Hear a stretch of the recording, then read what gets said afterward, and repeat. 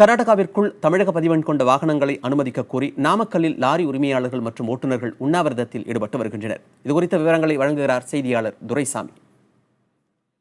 காவிரியில் கர்நாடக அரசு தமிழருக்கு தண்ணீர் திறக்க வேண்டும் என உச்சநீதிமன்றம் உத்தரவிட்டது.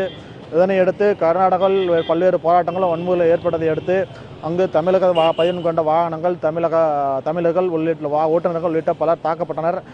இதோடு மட்டுமில்லாமல் பல்வேறு லாரிகளும் பேருந்துகளும் அடித்து நொறுக்கப்பட்டு தீயிட்டு கொளுத்தப்பட்டன. இதனால் பல கோடி ரூபாய் மதிப்பான பொருட்கள் எரிந்து சேதமடைந்தன. இந்த சூழ்நிலையில் கடந்த 12 நாட்களுக்கு மேலாக தமிழக பதிவெண் கொண்ட எந்தவித வாகனங்களும் கர்நாடகாவில் இயக்கப்படாமல் அங்கங்கே நிறுத்திப்படலாம். குறிப்பாக பாரமேற்றிய வடமாநிலங்களுக்கு செல்லக்கூடிய லாரிகள் தமிழக எல்லையிலும் அதேபோல் பாரமேற்றிய ஏற்றிய லாரிகள் கர்நாடகாவில் ஆங்காங்கே நிறுத்தி வைக்கப்பட்டுள்ளது. இதனால் பல ஆயிரம் கோடி ரூபாய் லாரி உரிமையாக இருப்பு ஏற்படுவதாகவும் லாரி உரிமையாளர் தெரிவிக்கின்றனர். இந்த சூழ்நிலையில் லாரிகள் இயக்கப்படாததால் நாள் ஒன்றுக்கு 100 கோடி ரூபாய் வரை லாரி உரிமையாளர்கள் வருவாய் இழப்பு ஏற்படுவதோடு தினசரி 1500 கோடி ரூபாய் வர்த்தகம் பாதிக்கப்படுவதாகவும் இதனை கருத்தில் கொண்டு இந்த போராட்டத்தை இந்த லாரிகளையும் வாகனங்களையும் கர்நாடகாவில் இயக்க நடவடிக்கை எடுக்க வேண்டும் என்பதை வலியுறுத்தி லாரி உரிமையாளர்கள் மற்றும் ஓட்டுநர்கள் இன்று நாமக்கல் உண்ணாவிரத போராட்டத்தில் ஈடுபட்டு வருகின்றனர். இவர்கள் அரசுக்கு முக்கியமான கோரிக்கை என்னவென்றால் லாரிகளுக்கும் தமிழக வாகனங்களுக்கும் பாதுகாப்பு வழங்கி கர்நாடகா வழியாக லாரிகளை இயக்க தமிழக அரசு மத்திய அரசுடன் பேசி கர்நாடக அரசு அழுத்தம் கொடுத்து உடனடியாக பாதுகாப்புடன் லாரிகளை இயக்க நடவடிக்கை எடுக்க வேண்டும். அதுபோல்